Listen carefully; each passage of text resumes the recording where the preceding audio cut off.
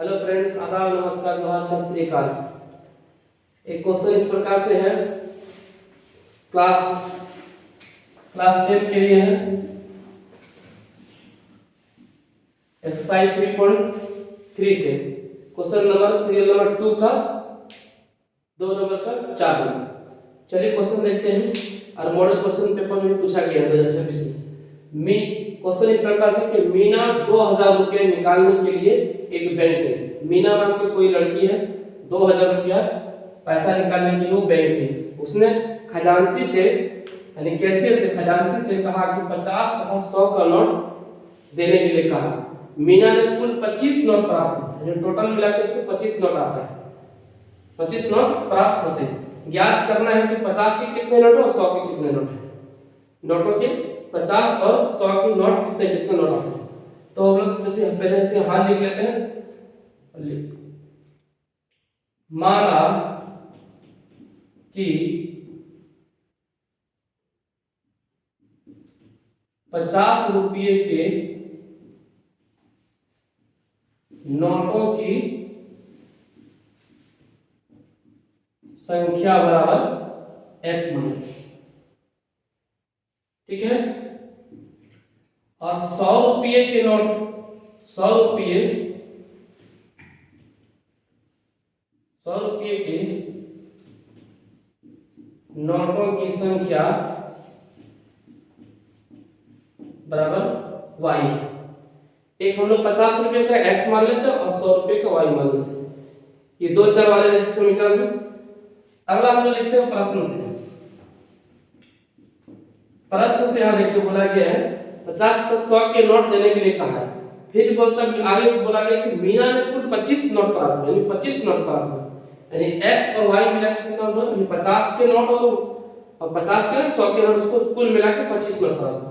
तो प्रश्न से हम लिखते हैं यहाँ पे, यानी 50 का नोट x और 100 का नोट y, इसको कितना हो रहा है 25। इसको हम समीकरण 1 मान लेते हैं। अगेन लिखते हैं और हम यहाँ पर लिखेंगे और कि टोटल पैसा हम लोग कितना है 2000 है। तो यहां से हम लोग पहले लिख सकते कि x प्लस y यानी 50 से मल्टीप्लाई करेंगे। 50 का रुपया जो होगा, 50 रुपये का नोट जो होगा वो x है, तो x से मल्टीप्लाई करो जितना आएगा उतना, और 100 का नोट जो मेरा वो y है, तो 100 से मल्टीप्लाई करेंगे। टोटल मिला के पैसा मेरा कितना हो जाएगा 2000 रुपये। 2000 रुपये यानी 50 के नोट 50 गुने x प्लस 100 गुने y, 100 गुने y, ये मेरा कितना हो जाएगा 2000 टोटल हो जाएगा।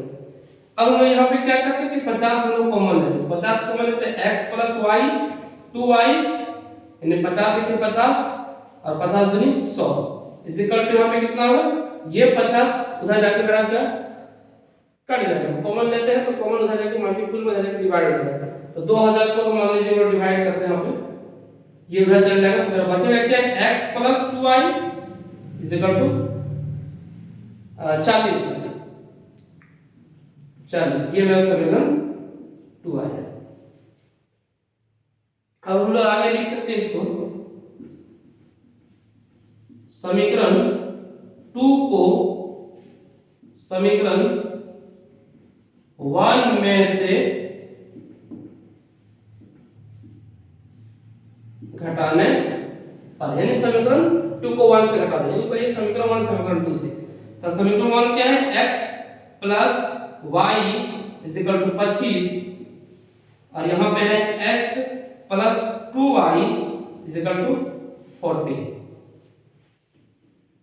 ठीक है। अब यहाँ पे हम लोग माइनस करना है, यहाँ माइनस करेंगे, पॉजिटिव पॉजिटिव x यहाँ से नेगेटिव करते हैं, फिर यहाँ प्लस 2y है माइनस 2y, यहाँ पे माइनस, तो ये मेरा प्लस x है और माइनस x है, ये मेरा कैंसिल हो जाएगा। ये सब कैंसिल हो तो -2, यहाँ देखो माइनस, ये प्लस है लेकिन यहाँ माइनस हो जाएगा, तो ये -2y और पे प्लस y घटेगा तो माइनस y होगा, यानी -2y में प्लस y घटेगा तो मेरा माइनस y होगा। और यहाँ पे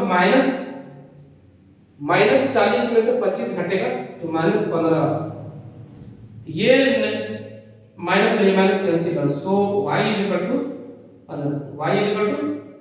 15। अब हम लोग क्या करेंगे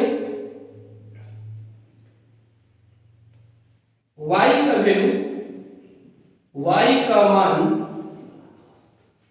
समीकरण 1 में रखने पर तो समीकरण 1 है मेरा x plus y equal to 25। x का x प्लस y मेरा 15 की रेडी है पहले से बराबर 25। तो x इक्वल टू क्या होगा 25 बराबर उस पर में जाओ तो -15। तो यहाँ पे क्या होगा x equal to 10, s equal to 10। s हम लोग क्या माने हैं, x माने हैं 50 किलो का, y माने हैं 100 किलो का। अतः हम लोग लिख सकते हैं यहाँ पे, अतः 50 रुपये की नोटों की संख्या 50 के नोटों की संख्या 10 है और रुपया 100 के नोटों की संख्या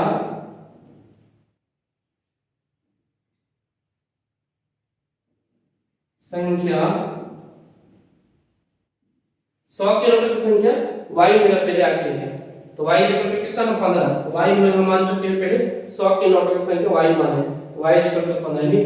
और हम लिख सकते हैं 100 रुपये के नोटों की संख्या कितना है बराबर 15 है।